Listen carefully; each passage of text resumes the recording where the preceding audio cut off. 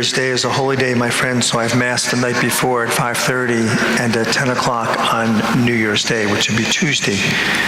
And also on the back tables there's the little blessing, the Epiphany blessing. Certainly help yourself to that. And the calendars are in as well. So if you'd like a calendar, please help yourself to those. Also, we have a wonderful tradition here at the parish of having all-night adoration here in the church. There's a sign-up sheet where they sell script. If you're thinking of coming in and covering an hour, please just sign your name on the script so we make sure all the hours are covered. Thank you. There was a cry room where little children were, and Bobby was picking up the toys after Mass. And the priest saw him, and the priest said to him, "Bobby, did your mother promise you something for picking them up?" Bobby replied, "No, Father, but she promised me something if I didn't."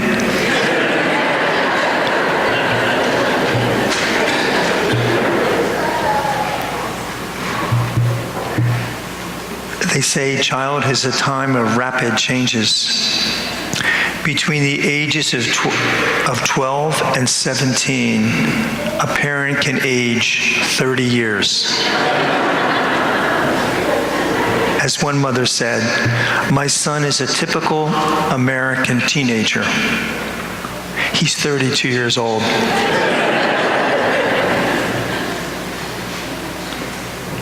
Sound travels very slowly when dealing with teenagers.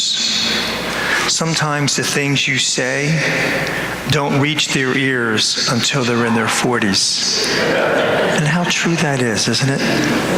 How true that is. The profile of a strong family, 4 basic characteristics. And they sound so easy and practical for that matter, but sometimes you don't really think about it. The first one is compliments. Interesting, isn't it? That means that parents need to compliment their children, and children need to compliment their parents, and spouses likewise. Compliment each other in the family. Interesting, isn't it? It's key to a strong family unit. The second, a little tougher, a little harder to deal with, but it's interesting that they note this. The ability to deal with crisis in a positive manner. Meaning when somebody in the family faces a crisis, to look for positive within that situation. It's imperative, they say. Interesting, isn't it? Sometimes we get muddled up in constant negativity, don't we? And it just creates a circle within the families. Creates something positive out of every negative situation. The third is a high degree of commitment to time being spent together. Meals and recreation, 5 meals a week at least. Sounds basic, but how difficult it is in today's climate. At least 5 dinners a week. And recreation. And the last thing is the high degree of religious affiliation. You know, in today's world we say, "I'm spiritual."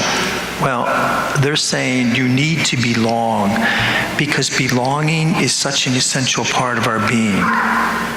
We need to belong to a church, and belonging helps us belong to the family.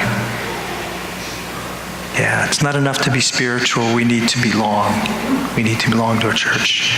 Compliments, ability to deal with a crisis in a positive way, time spent together, and religious commitment. The 4 areas of a strong family. Some of you, or at least all of you, have at least heard of the Wimbledon tennis tournament. And they said every year, it happens without exception, tennis at any level, meaning from grade school to high school to college to any recreation, when the Wimbledon tournament is going on, everybody plays better tennis. It's called the Wimbledon effect. At every level, when the Wimbledon tournament's going on, people play better tennis. and they call that the Wimbledon effect. But they said, every family, and church for that matter, should have a Wimbledon effect. You see, Wimbledon becomes a role model for all people who play tennis. And parents and all of us, we become role models. And so our children, we offer a role model, and they imitate that, the Wimbledon effect. And same with our church too, right? Same with our church. When we live according to a model, myself very much included, people follow that. People follow that.